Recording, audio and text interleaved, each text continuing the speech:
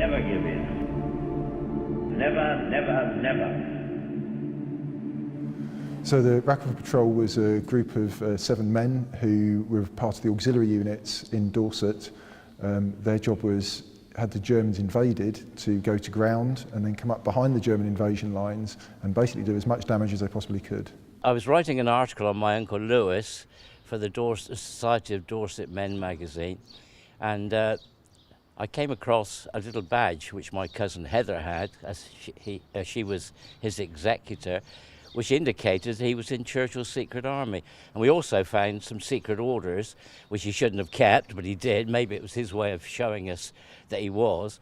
And from then on, I changed the article to Uncle Lewis, Dorset Patriot, and included his involvement in the secret army. And then I researched it through Cart, who had all the information, and we decided, Heather and myself, that we would erect a memorial to these brave people. We've had generous contributions from relatives and supporters, friends who knew members of the patrol. They've given generously, so we've raised our the amount of money. I think it was 3,000. We got there last week.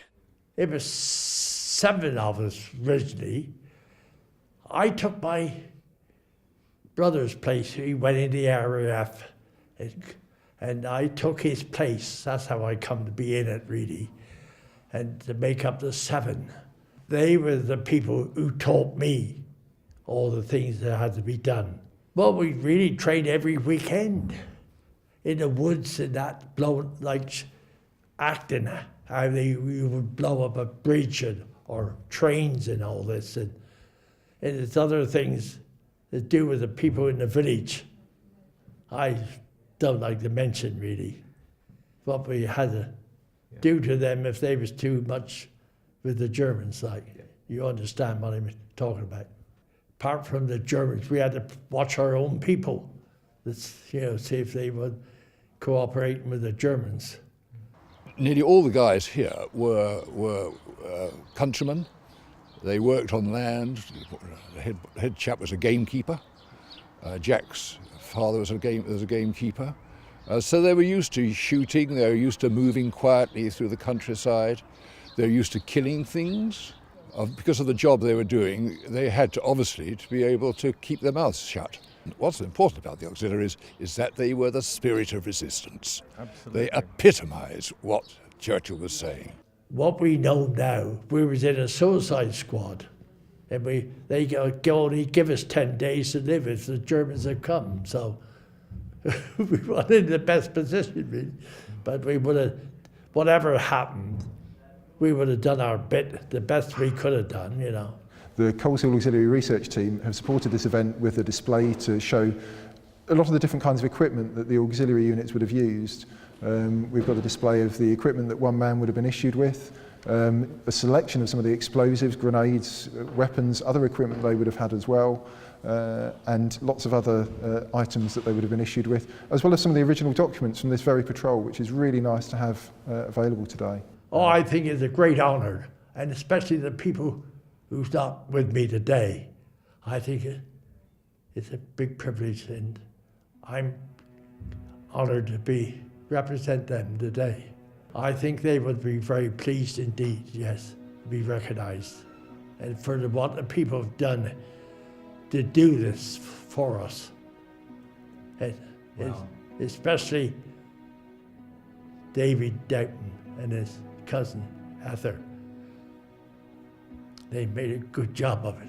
My real honour is to represent Her Majesty the Queen in unveiling this fantastic memorial to the community and to those people who took part. And I would like to think to a lot of people who will not have memorials elsewhere who did exactly the same thing. So rather than keep you soaking, I'd better go and do that.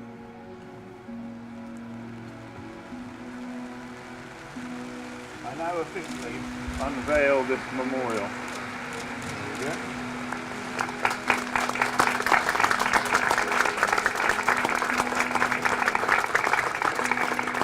Very fine English too. They shall grow not old, as we that are left grow old. Age shall not weary them, nor the years condemn. At the going down of the sun, and in the morning we will remember them.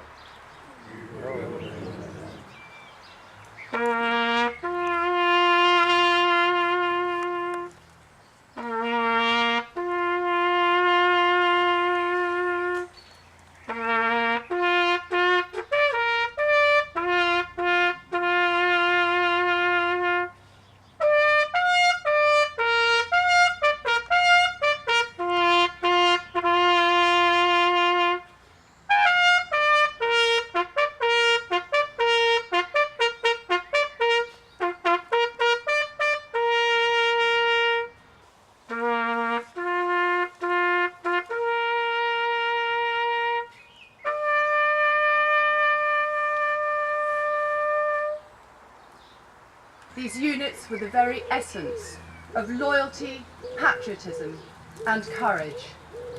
It is therefore no surprise to those here today that we are honouring our own, the Wrackleford unit.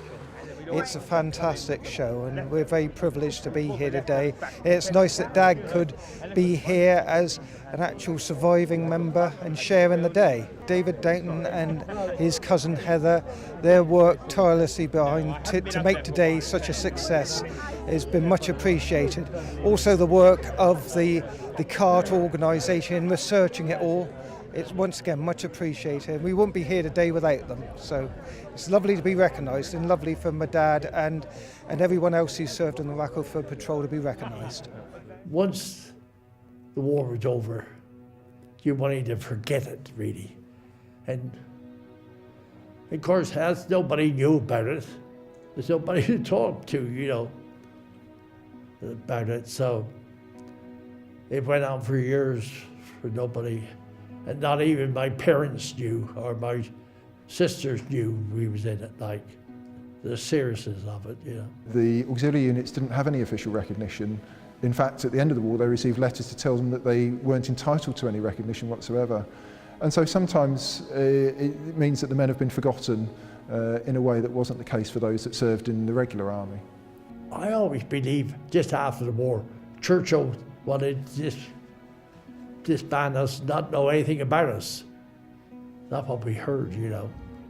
So I think it was time this was recognised, because all these men who was in these patrols put their life on the line where you didn't need to if you didn't want to. The chaps with me and the men, they were all for it, you know. They wouldn't give up at all. They would have fought to the end. Yeah.